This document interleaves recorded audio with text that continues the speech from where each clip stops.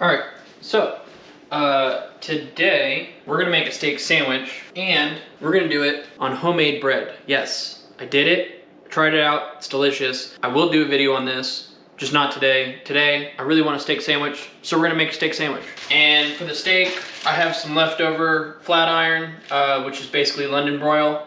And all I did was salt, pepper, some olive oil, grilled it, done. We're just gonna use leftover steak today.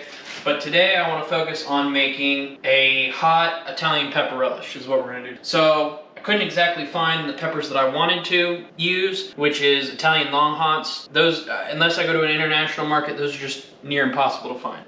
So we're gonna do our own little pepper relish. And if all else fails, we got the good stuff. So let's hope that this works out. But first, I wanna get my pickling liquid going, and then we'll chop our veggies. All right, so in here I have 2 cups of water. Then to this, we're gonna add a 1/4 cup of olive oil. Okay, then a 1/4 cup of white wine vinegar. Then a 1/4 cup of regular vinegar.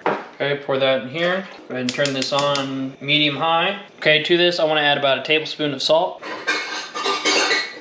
Then I wanna add a 1/4 cup of sugar. Okay, then I wanna add just a little under a tablespoon of black peppercorns, the whole ones. Okay, then I'm gonna add a 1/4 teaspoon of crushed red pepper flakes. And then I'm gonna throw in 1 bay leaf. Okay, whisk that up. Okay, we're gonna bring this to a boil. Let's go ahead and cut our peppers. Go ahead and throw our peppers in, kind of submerge them.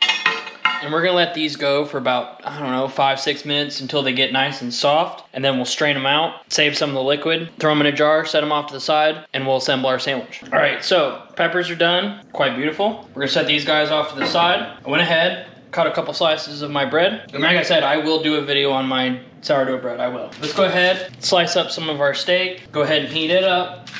And then I got some Swiss cheese that we'll put on this. And then I'm gonna be weird, but it might not be weird, but I'm gonna add a little bit of olive oil mayo to this, give it some love.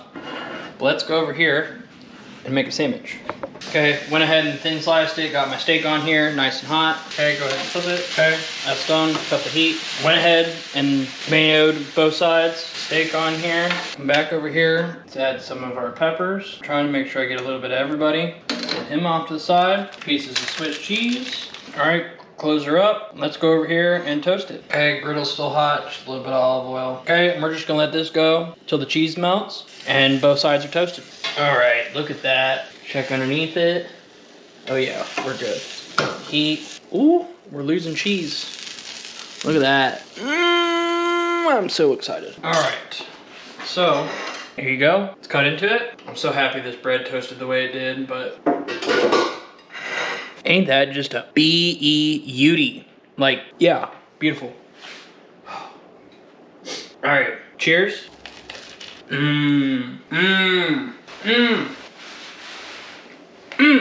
So, the heat from the peppers doesn't it creeps up on you. It doesn't hit you right away. I also think that was because I made them so quickly, but it doesn't come at you. But after a minute, the heat kind of lingers and it's not like overbearing. I also think I put a lot of steak on here. I also think I got a lot of cheese in that bite too. The heat of the peppers and the Swiss cheese really have a nice balance against the steak, and the bread toasted beautifully. This is okay. So I just got a nice big bite of probably what was one of the wax peppers. Once you get into some of the peppers, and I'm sure once it sits for a day like it's supposed to, this is a dynamite sandwich. This hit the spot. And the mayo was kind of a nice touch. I probably could have done without the mayo. I thought that the sandwich was gonna be dry, and I didn't want the sandwich to be dry. But honestly, it's not that bad. It also helps what steak you use, I'm sure. That goes a long way. But this is a fantastic sandwich.